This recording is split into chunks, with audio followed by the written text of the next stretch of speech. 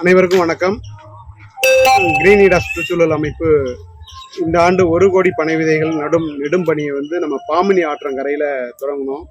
நீடாமங்கலம் 3 தலைப்பில் தொடங்கி முத்துப்பேட்டை லகூன் பகுதியில் கடலில் கலக்கிற வரைக்கும் 60 கிலோமீட்டர் தூரம் இந்த பாமணி ஆறு டெல்டா மாவட்டத்தில், திருவாரூர் மாவட்டத்தில் பயணிக்குது.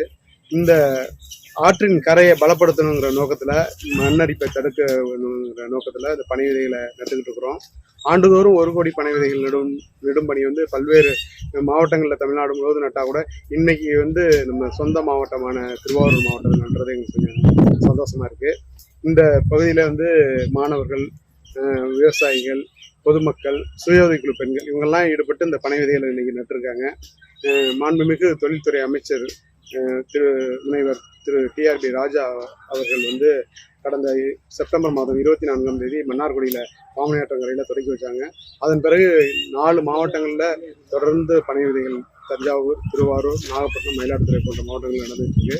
இன்னைக்கு இந்த பனை விதைகள் நடுற ஒவ்வொரு பனை விதையிலையும் தமிழ்நாடு பசுமை இயக்கம், அந்த GTMங்கிற கிரீன் தமிழ்நாடு மிஷன் அப்படிங்கிற அந்த ஆப்பில் உடனுக்குடன் அன்றைக்கு பசுமை தோழர்களும், கிரீன் பிளவுங்கிற அந்த பசுமை தோழர்களும், வன பாதுகாவலர்களும் அதை ஏற்றிக்கிட்டு இருக்கிறாங்க. அந்த எண்ணிக்கையை GTM ஆப்பில் உடனுக்குடன் பதிவேற்றம் செஞ்சுட்டு இருக்கிறாங்க.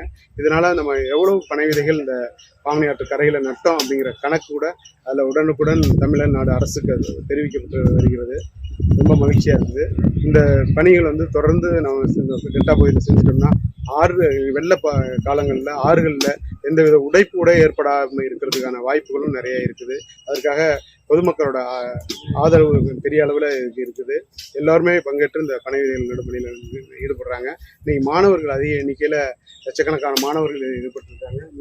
இந்த பனை விதைகள் ராஜகோபாலபுரம் பாமணி ஆற்று கரையில் தென்பரை வரைக்கும் நட்டுக்கிட்டு இருக்கிறாங்க. இதில் கரை லஸ்கர் நீர்வள பாதுகாப்புத்துறை